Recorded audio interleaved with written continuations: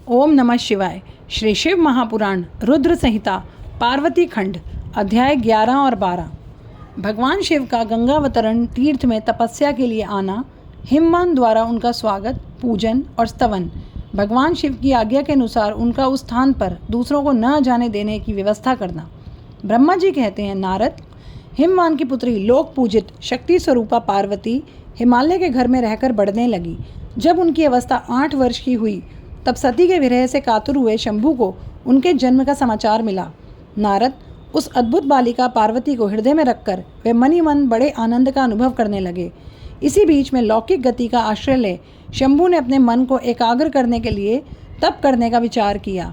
नंदी आदि कुछ शांत पार्षदों को साथ ले वे हिमालय के उत्तम शिखर पर गंगावतार नामक तीर्थ में चले आए, जहाँ पूर्व काल में ब्रह्मधाम से च्युत होकर समस्त पाप राशि का विनाश करने के लिए चली हुई परम पावनी गंगा पहल भूतल पर अवतीर्ण हुई थी। जितेंद्रिय हर ने वहीं रहकर तपस्या आरंभ की। वे आलस्य रहित हो चेतन, ज्ञान स्वरूप, नित्य, ज्योतिर्मय, निरामय, जगन्मय, चिदानंद स्वरूप, द्वैतहीन तथा आश्रय रहित अपने आत्मभूत परमात्मा का एकाग्र भाव से चिंतन करने लगे। भगवान हर के धर्म पारायण होने पर नंदी, भृंगी आदि कुछ अन्य पार्षद गण भी ध्यान में तत्पर हो गए।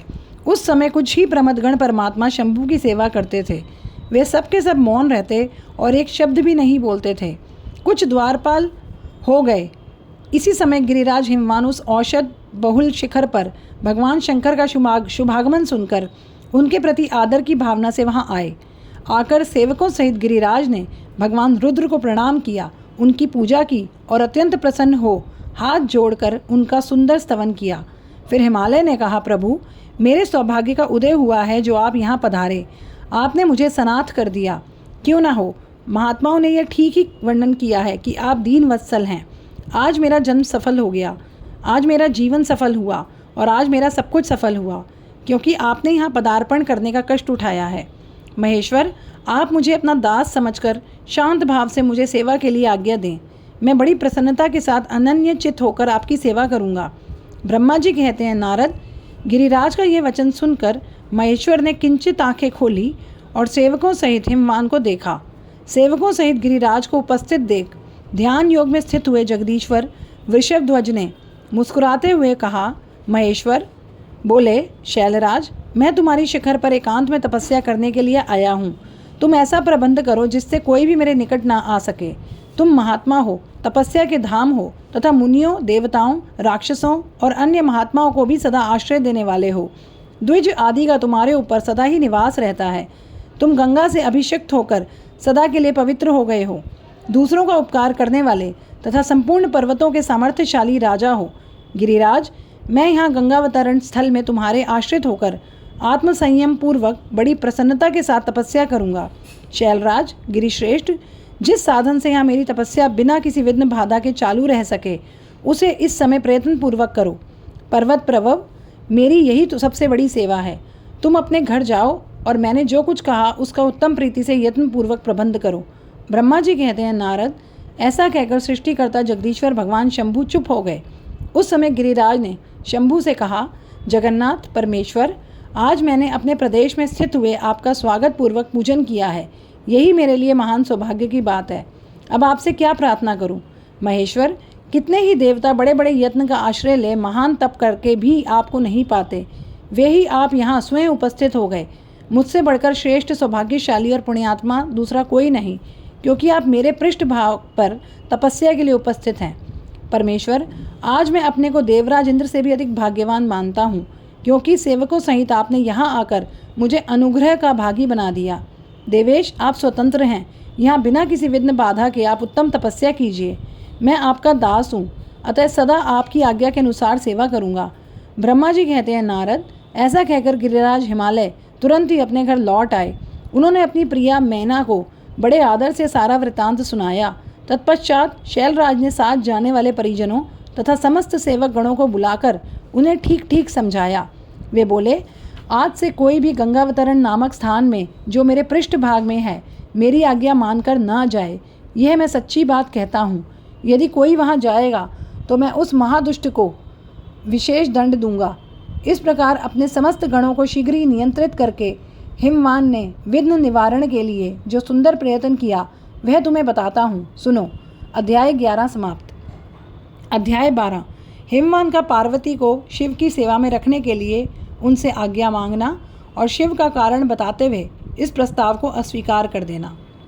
ब्रह्मा जी कहते हैं, नारद, तदंतर शैलराज हिमालय उत्तम फल फूल लेकर अपनी पुत्री के साथ हर्षपूर्वक भगवान हर के समीप गए। वहां जाकर उन्होंने ध्यान परायण त्रिलोकीनाथ शिव को प्रणाम किया और अपनी अद्भुत कन्या काली को हृदय से उनकी सेवा में समर्पित कर दिया। फल फूल आदि सारी सामग्री उनके सामने रखकर पुत्री को आगे करके शैलराज ने शंभू से कहा, भगवान, मेरी पुत्री आप भगवान चंद्रशेखर की सेवा करने के लिए उत्सुक है, अतः आपके आराधन की इच्छा से मैं इसको साथ लाया हूँ। यह अपनी 2 सखियों के साथ सदा आप शंकर की ही सेवा में रहे। यदि आपका मुझ पर अनुग्रह है तो इस कन्या को सेवा में रख लीजिए। तब भगवान शंकर ने उस परम मनोहर काम रूपिणी कन्या को देखकर आंखें मूंद ली और अपने त्रिगुणातीत अविनाशी परम तत्वमय उत्तम रूप का ध्यान आरंभ किया। उस समय सर्वेश्वर एवं सर्वव्यापी जटाजूटधारी वेदांत वैद्य चंद्रकला विभूषण शंभु उत्तम आसन पर बैठकर नेत्र बंद किए ध्यान में लग गए। यह देख हिमाचल ने मस्तक झुकाकर पुनः उनके चरणों में प्रणाम किया। यद्यपि उनके हृदय में दीनता नहीं थी तो भी वे उस समय इस संशय में पड़ गए कि ना जाने भगवान मेरी प्रार्थना स्वीकार करेंगे या नहीं।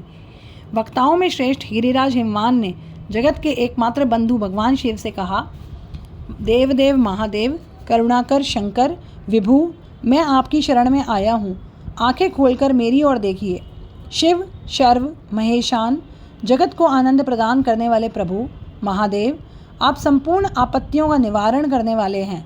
मैं आपको प्रणाम करता हूँ। स्वामिन प्रभु, मैं अपनी इस पुत्री के साथ प्रतिदिन आपका दर्शन करने के लिए आऊँगा, इसके लिए आदेश दीजिए। उनकी यह बात सुनकर देव महेश्वर ने आंखें खोलकर ध्यान छोड़ दिया और कुछ सोच विचार कर कहा। महेश्वर बोले, गिरिराज, तुम अपनी इस कुमारी कन्या को घर में रखकर नित्य मेरे दर्शन को आ सकते हो, अन्यथा मेरा दर्शन नहीं हो सकता। महेश्वर की ऐसी बात सुनकर शिवा के पिता हिमवान मस्तक झुकाकर उन भगवान शिव से बोले, प्रभु, ये तो बताइए किस कारण से मैं इस कन्या के साथ आपके दर्शन के लिए नहीं आ सकता? क्या ये आपकी सेवा के योग्य नहीं? फिर इसे नहीं लाने का क्या कारण, ये मेरी समझ में नहीं आता। यह सुनकर भगवान वृषभध्वज शंभु हंसने लगे और विशेषतः दुष्ट योगियों को लोकाचार कर दर्शन कराते हुए हिमालय से बोले, शैलराज, यह कुमारी सुंदर, कटि प्रदेश से सुशोभित, तनवंगी, चंद्रमुखी और शुभ लक्षणों से संपन्न है। इसीलिए इसे मेरे समीप तुम्हें नहीं लाना चाहिए। इसके लिए मैं तुम्हें बारंबार रोकता हूँ। वेद के पारंगत विद्वानों ने नारी को माया रूपिणी कहा है। विशेषतः युवती स्त्री तो तपस्वी जनों के तप में विघ्न डालने वाली ही होती है। गिरिश्रेष्ठ, मैं तपस्वी, योगी और सदा माया से निर्लिप्त रहने वाला हूँ। मुझे युवती स्त्री से क्या प्रयोजन? तपस्वियों के श्रेष्ठ आश्रय हिमालय, इसलिए फिर तुम्हें ऐसी बात नहीं कहनी चाहिए, क्योंकि तुम वेदोक्त धर्म में प्रवीण, ज्ञानियों में श्रेष्ठ और विद्वान हो। अचल राज, स्त्री के संग से मन में शीघ्र ही विषय वासना उत्पन्न हो जाती है, उससे वैराग्य नष्ट होता है और वैराग्य ना होने से पुरुष उत्तम तपस्या से भ्रष्ट हो जाता है। इसीलिए शैल, तपस्वी को स्त्रियों का संग नहीं करना चाहिए, क्योंकि स्त्री महाविषय वासना की जड़ एवं ज्ञान वैराग्य का विनाश करने वाली होती है। ब्रह्मा जी कहते हैं, नारद, इस तरह की बहुत सी बातें कहकर महायोगी शिरोमणि भगवान महेश्वर चुप हो गए। देवर्षे, शंभु का यह निरामय, नह सप्रिय और निष्ठुर वचन सुनकर काली के पिता हिमवान चकित, कुछ व्याकुल और चुप हो गए। तपस्वी शिव की कही हुई बात सुनकर और गिरिराज हिमवान को चकित हुआ जानकर भवानी पार्वती उस समय भगवान शिव को प्रणाम करके विशद वचन बोली।